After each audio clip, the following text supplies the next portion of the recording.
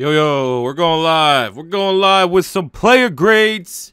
Philadelphia 20, Colts 16. Ugly as hell game. That game was boring as shit to watch.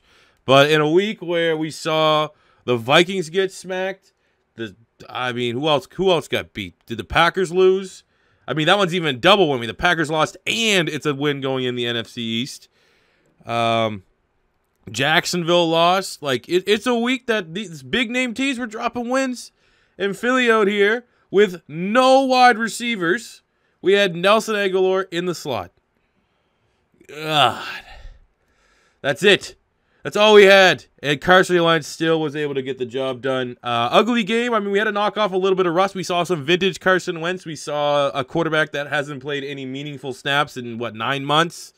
So, all in all, I'm good with that. We're going to do some grades. I'm not going to be here super long. My kid's kind of sick right now. But just at the end of this game, Eagles defense needed to step up. Eagles defense needed to stand to make up for last week's just stinker against the Tampa Bay Buccaneers. And they got the job done, man.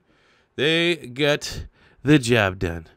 And, it was an ugly game. It was shitty weather. Shitty weather definitely did not help. But I'm going to be honest, man. Colts defense played better than I thought they were going to be. Darius Leonard, my adopted son, along with Aaron Jones. But I'm now a relationship ended with Aaron Jones. Now I'm just going to accept Darius Leonard as my own after I single-handedly, willed him to the performances he's had so far for the season way back during the draft process.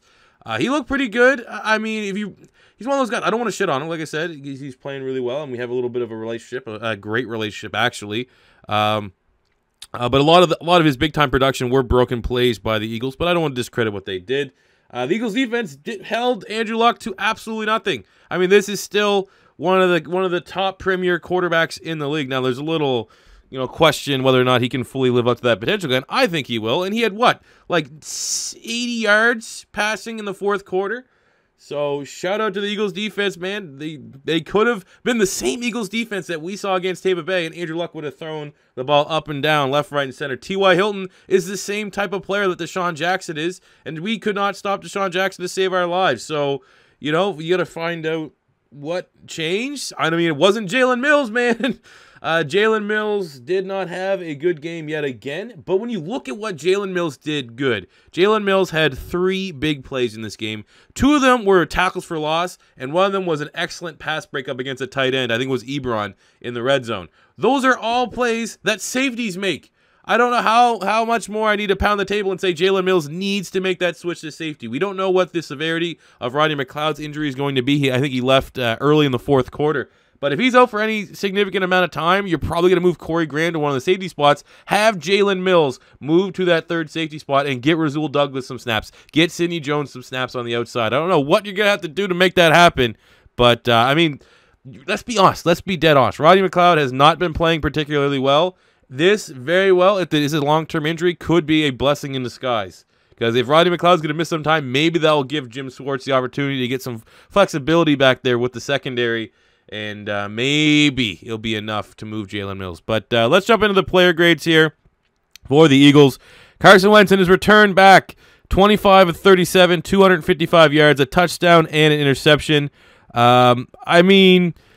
He was efficient. We had a couple of the wow plays, the plays that Carson Wentz makes where he's just in the pocket. Surely it's going to be a sack, right? And then he just dances his way out and gets a gain of 10, gets a first down. We saw that. His knee looked healthy, man. Like, it's one of those things, if we had any concerns about how healthy he was and how ready he was and how he would look after that knee injury, those answers pretty much should be just non-existent anymore because Carson Wentz looked like the old Carson Wentz, but that interception was bad. That was a bad interception, and I'm giving him the benefit of the doubt on that one. That's the rust. He got to shake that off. And there was one sack that I actually thought was kind of bullshit.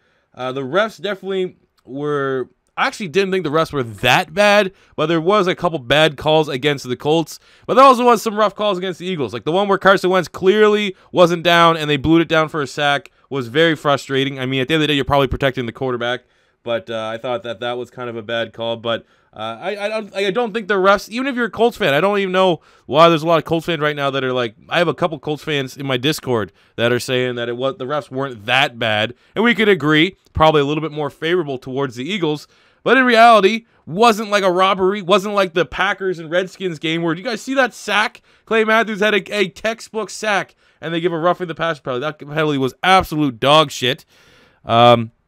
But yeah, for Carson Wentz, back to that, I'm going to give Wentz on the day B-. If he didn't have that interception, it probably would have been a B+. But ultimately, you saw plays that if Nick Foles was in this game, the Eagles wouldn't have won because they wouldn't have extended those plays. There would have been more sacks.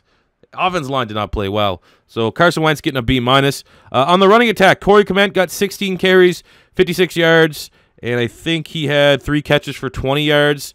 Again, I was a little bit disappointed that they had him still returning punts. I guess that is what you have to do when Darren Sproles is out with an injury. But I still feel like Corey Clement wasn't 100% in this game, and I still have high hopes that he could become our future running back. Wendell Smallwood, 10 carries, 56 yards, and a touchdown. Josh Adams, 6 carries, 30 yards. Wentz had 3 carries, 10 yards. Running game looked good. Definitely the strength of the team. Definitely had to rely on that because we had no friggin' wide receivers. So I'm going to give the run game here a A-. As far as receiving is concerned, my God. Look at this, 5. Okay, Carson Wentz had 25 completions, and 6 of those. He had 19 completions that went to not wide receivers. You're not going to win a lot of football games with that. We need Alshon Jeffrey back. We need Alshon almost as badly as back as we needed Carson Wentz. Zach Ertz, 5 catches, 73 yards. Dallas Goedert, who everyone wanted as an Eagle fan, more involved, 7 catches, 73 yards, and a touchdown. He looked really good. Jordan Matthews, 2 catches, 20 yards, not that bad. But what, I mean, you just watch this game. You just say, if you have Alshon Jeffrey, it's a twofer. We essentially get 2 players back once Alshon Jeffrey comes back. Because not only do we get a guy on the outside that's going to make everyone else's life easier just in general, but then we can have Nelson Aguilar purely playing in the slot, and teams aren't going to be double covering him. So we need Alshon back. And we don't necessarily need him back to beat the Titans. I don't think the Titans are anything special. It's still going to be a tough game. I mean, Philly's not world beaters right now. We're limping on, and we're barely scraping by some victories. But, I mean, we need Alshon back for sure for that Minnesota Viking game, and I hope we can get him back next week, even in limited capacity, just to kind of knock the rust off so that everything and the wheels are finally getting back into full motion when we take on Minnesota. But the receivers today, I mean, the tight ends look really good. Wendell Smallwood had a big catch. I think it was, I don't know what the long was here. I can't see it. But I'll give the receivers, B-. And the receivers pretty much just go full points to the tight ends. Not too many teams. Philadelphia, I would say it's not. It was not even going to be exaggerating. Philadelphia, if you look at the snap count, I would say that we had 3 tight ends and Nelson Aguilar out there at least 60% of the time. Any other team that runs 3 tight ends and 1 wide receiver have any success? Probably not. So again, that's how more kudos to Carson Wentz for being able to navigate the offense. Special teams was all right. Cam Johnston was kind of average. Jake Elliott missed a 55-yarder, but he made the 2 gimmies that he needed to. Defensively, I'll give this defense outside of Jalen Mills, they're getting a B+. Defense is the reason why we won this game. Jordan Hicks had a strong game. Derek Barnett with that late sack, Super Bowl heroics. Fletcher Cox was destroying all game long. Malcolm Jenkins had a good game. Sidney Jones had a good game.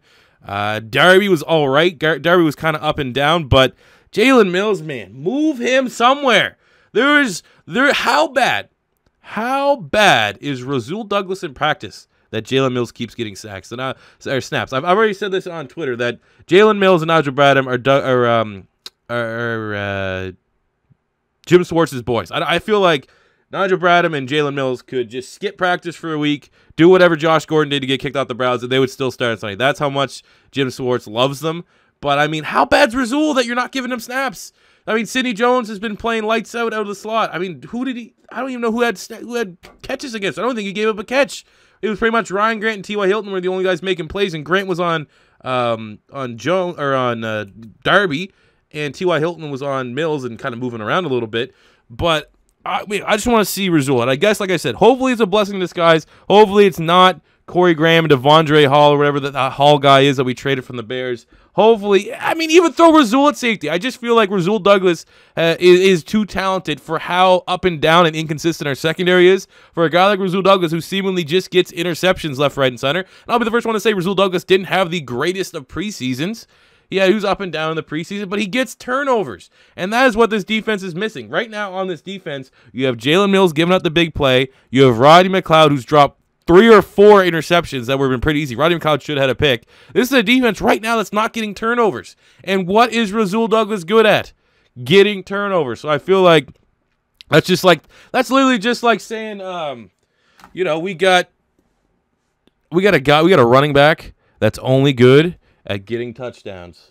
So what we're gonna do is we're not getting a lot of touchdowns. We're probably gonna put that running back in and get some touchdowns, you know?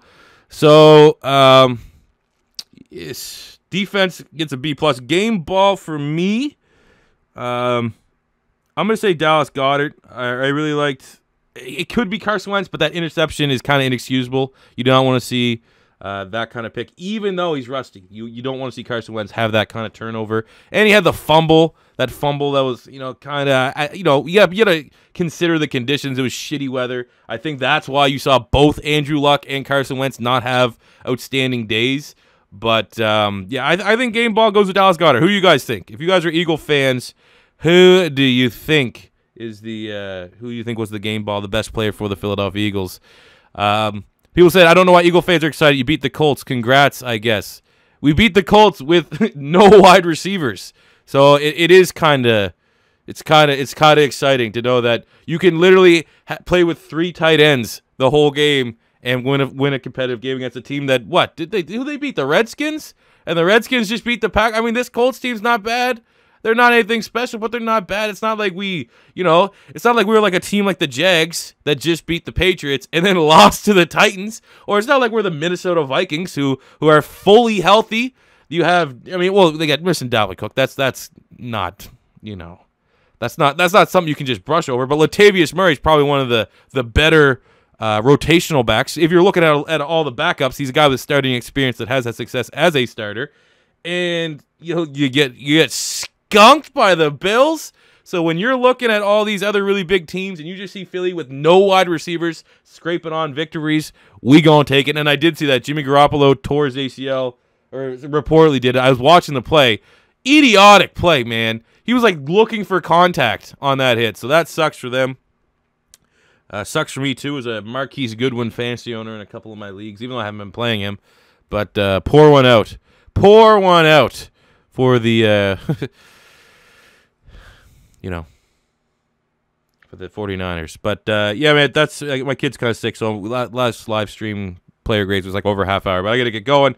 So happy for the Eagles, man. 2-1. We're still not one of the least healthy teams in the league, and any win that we can get until our team is back up and running, we gotta take it. But yeah, thank you guys for watching, and until next time, C4 saying fly Eagles fly, and peace out.